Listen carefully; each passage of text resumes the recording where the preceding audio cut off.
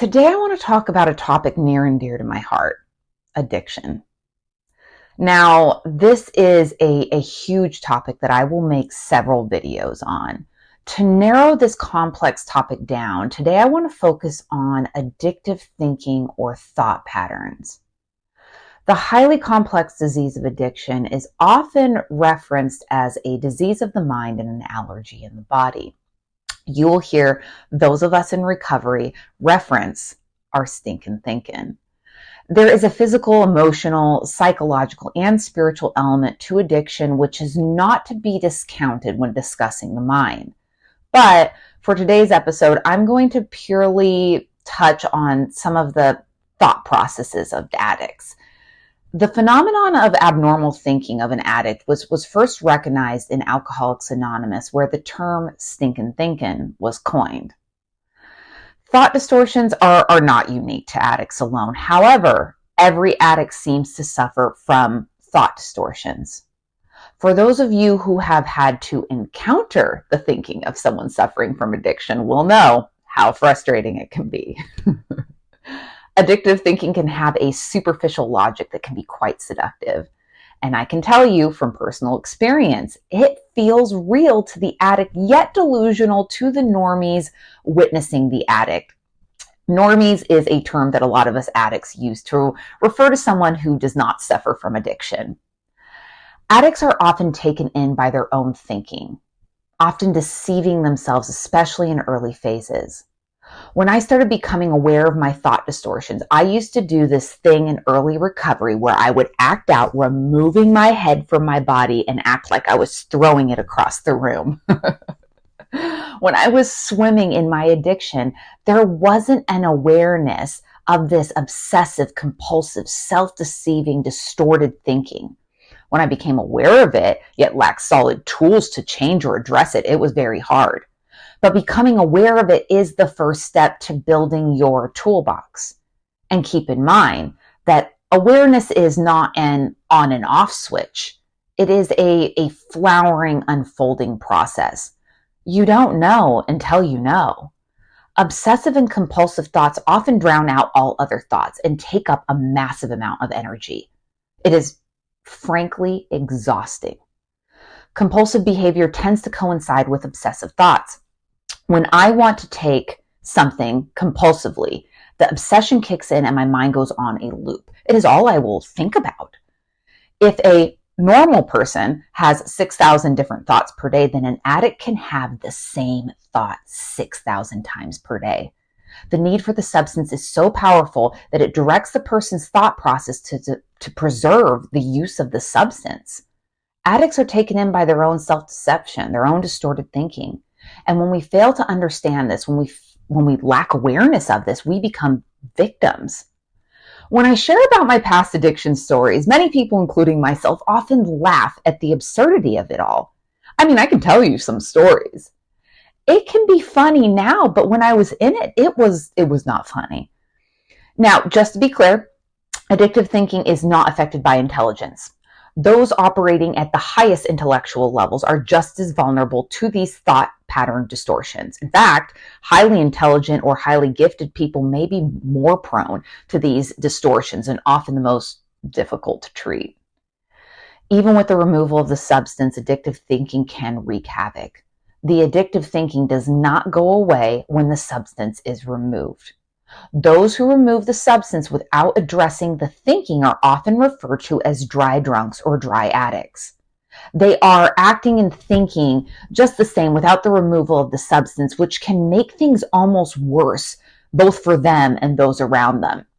There are many cases where the spouse or loved one of an addict even nudged them to start using again because they were almost easier to deal with when they were able to anesthetize themselves. Addicts often lack the ability to reason with oneself or to make consistently healthy decisions on our own behalf. I used to think there was something morally wrong with me, that I was broken or defective. But this is not a moral failure of a person's willpower, but rather a disease of the will and the inability to use the will. Those with addictive thought patterns can be quite intelligent, philosophical, intuitive, sensitive, and thoughtful. The abnormality of it comes into focus when it comes to reasoning with oneself. Addicts feel different from the rest of the world. We tend to have this feeling that we do not belong or fit in anywhere. Alcohol, drugs, and other addictions anesthetize the pain associated with this brutal feeling of not belonging. Taking these substances allows us to feel a part of the normal world. A lot of us are taking these things just to feel normal due to hypersensitivity, which is a whole other topic. There is a feeling like we are simply not okay or will not be accepted how we are sober. We feel like we must alter our state for the benefit of others. Fear of rejection, anxiety, despair, and isolation that addicts experience often result from low self-esteem. So the addictive thought patterns and substance use are often defense mechanisms against this distorted self-image that began in childhood. The most common elements in addictive thinking are rationalization, projection, and denial. Want to know what denial stands for? Denial is spelled DENIAL, right? This stands for don't even notice I am lying. Being a liar and being in denial are two different things. Addicts can certainly be liars, but anyone engaged in lying is consciously aware that they are lying. When someone is in denial, they are unaware that they are lying. They don't even notice they are lying. Rationalization provides plausible reasons instead of true reasons. This diverts attention from the true reasons, allowing one to stay the same and not make any changes. Projection does the exact same thing. Projection is placing the blame on others for things that we are ultimately responsible for. Both projection and rationalization reinforce denial. Blaming someone else gives addicts the reason to not make any changes. When others make the appropriate changes, then I won't need to use drugs or drink. This is really your fault that I'm doing this, right?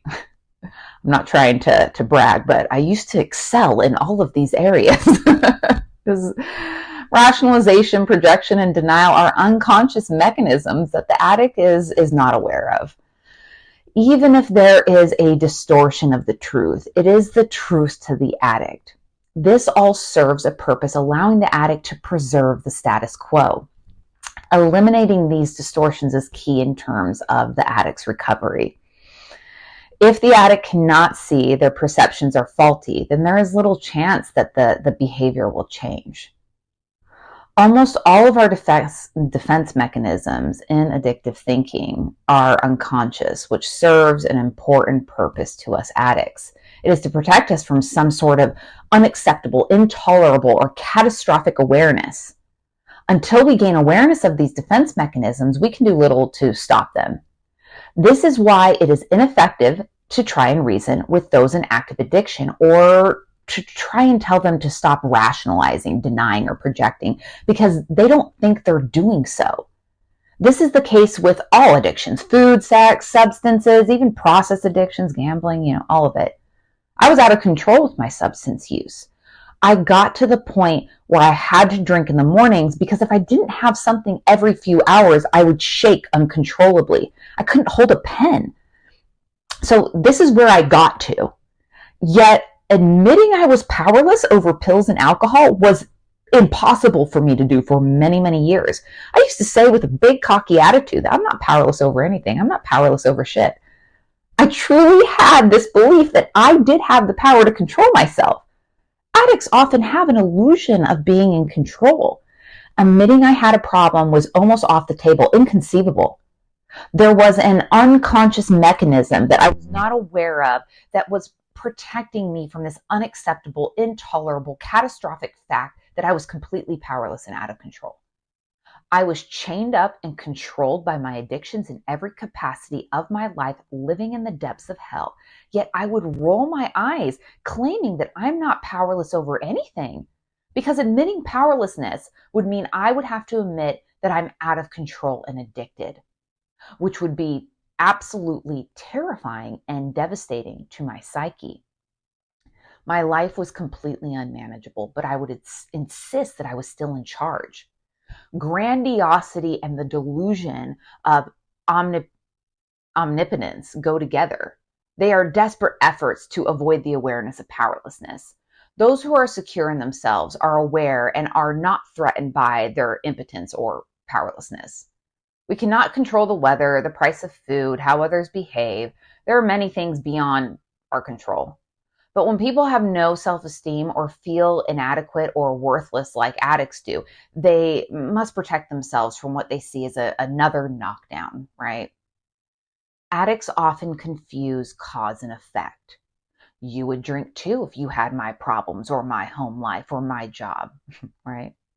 We never stop to think that the problems we often have are a result of our substance use and the inability to cope, which is why we seek escape in substances. Even if the problems are not part of the substance use, addicts often have the inability to handle common life situations. This is an inability to cope and accept life on life's terms. A normie often realizes that unfortunate things in life happen. It's just part of life. Our cars break down. People lose their jobs. We go through things like breakups. Sometimes we're late for appointments due to traffic jams. Our pets die. We lose things or we break things that are important to us. All of these are common situations that many people go through in life. An addict has trouble accepting that. If something happens that they think should not happen, it is almost difficult for the addict to adjust. A normie would feel the emotions associated with the common situations I just mentioned, but they would also realize that those things are a part of life, rather than feeling like life is out to get them. An addict might feel that life has dealt them a bad hand, that only bad things happen to them, that they are, somehow being targeted. A more balanced person would say 2 plus 2 is 4, and I accept that. Someone who is suffering from psychosis might say 2 plus 2 is 5. An addict suffering more from neurosis would say 2 plus 2 is 4, and I cannot stand that fact. I resent that fact. This is a simple example I heard regarding addicts not being able to accept reality, therefore they have to escape. There is definitely a mental isolation component to addiction. I can be in a room full of people and mentally isolate. It is a mindset of serial uniqueness, that nobody is like me, that nobody understands me, that what I am going through is completely unique in the world, which is all a distortion. Has anyone ever seen that old 1964 Rudolph the Red-Nosed Reindeer movie where they land on the island of misfit toys? This island is a sanctuary for toys that have design flaws, making them unwanted by children. That is how an addict feels. They put themselves on this mental island of isolation that feels lonely and unbearable.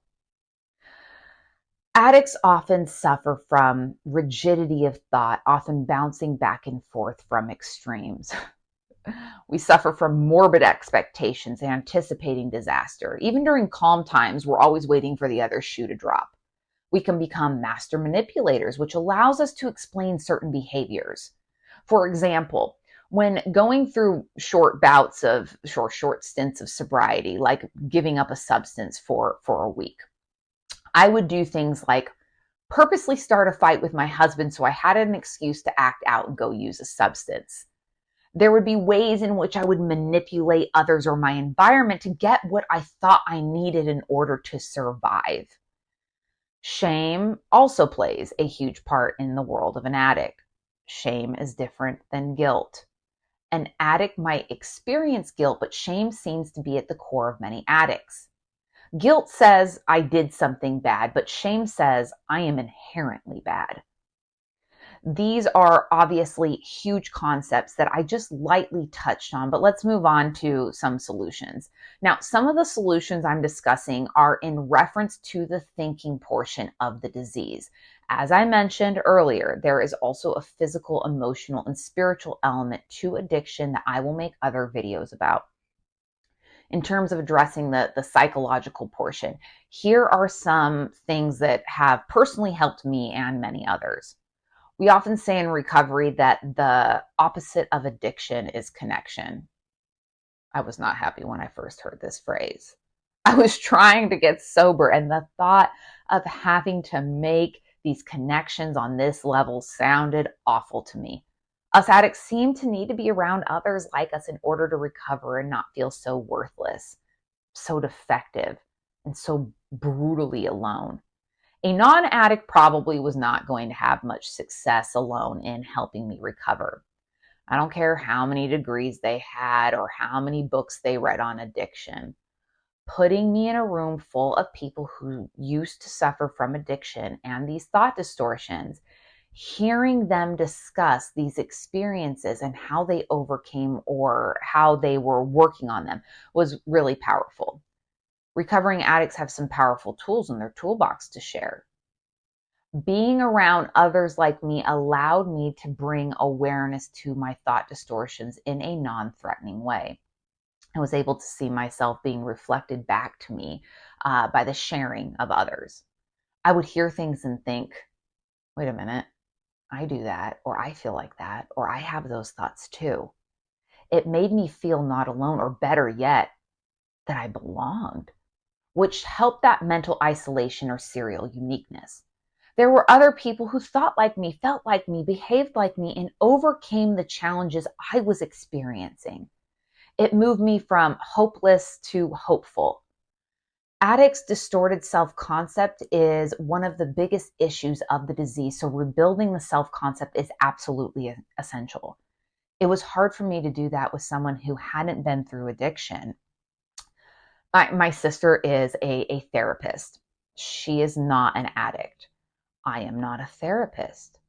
You could give her 20 addicts to help, then give me 20 addicts to help to see who would have the better success rate in helping those trying to get sober. It wouldn't even be close. I'm not trying to come off as cocky, but I would crush her in this area because I have something she cannot possibly offer, firsthand knowledge and experience. I am not saying therapy is worthless when trying to get sober, but I have never seen therapy work alone personally. A good therapist will recommend that the person they are trying to treat for addiction seek other resources, such as 12-step meetings. A good therapist knows that a couple 1-hour sessions per week will not do the job of getting someone sober unless they are also engaged in other avenues of recovery, whatever that is they choose. I'm a holistic herbalist, and I often chuckle when I hear healers in various fields who are not addicts try to help those of us suffering from various forms of addiction. And they mean well. You can buy tinctures or supplements that claim they will help one get off alcohol or stop smoking. Herbalists will make herbal recommendations, as I heard one herbalist recently do. She said, struggling with alcohol, turn to passion flower instead. Now, can some of these things help with a physical withdrawal symptom? Sure. But none of these will address the root cause. There is not an herb or supplement or tincture in the world that will cure someone from addiction. Addicts often try to fix themselves on their own, essentially, without any kind of help from others. There are plenty of books out there claiming to help people recovering from addiction, but there is a phrase those of us in recovery like to say, a fucked up mind cannot cure a fucked up mind. My very best thinking got me on the brink of death and destruction. I had to work with others like me in order to recover. Books, diets, herbs, supplements, therapy are all great tools to use in addition to working or being around others like me. This is why meetings or support groups are so helpful. And most of them are free, right? Various programs also have some sort of version of a process or workbook or step work involved. Again, not what I wanted to do until you do it and see major changes within yourself. This work was personal alchemy for me, transforming me beyond my wildest dreams. If you could see where I came from to where I am now, it is a freaking miracle. And I attribute that to working with others, both helping others and allowing others to help me. Service work was key in my early recovery. It got me out of my own head, out of myself. I was so wrapped up in myself, my ailments, my problems, drowning in thoughts that I got thrown into service work by others who were helping me. I was told that there is always someone worse off than me and to go find that person and help them. This is not a discount our own issues, but helping another person struggling is some powerful medicine. It was the last thing I wanted to do, but doing it had profound effects. This is where the term service above self comes from. Most of the things that were suggested of me by those who were helping me, I didn't want to do. But remember, my very best thinking got me on the brink of death. So taking direction, surrendering to the fact that I might not know what was best for me in that state was terrifying and incredibly helpful. Again, the disease of addiction is a complex topic near and dear to my heart that I will make several videos on. I hope this very short video on a very complex topic was helpful, especially if you're someone struggling with addiction or if you know someone who's struggling with addiction. There is hope for the hopeless. Recovery is possible. It does work if you work it. And remember, don't quit before the miracle happens. Until next time, to thine own self be true.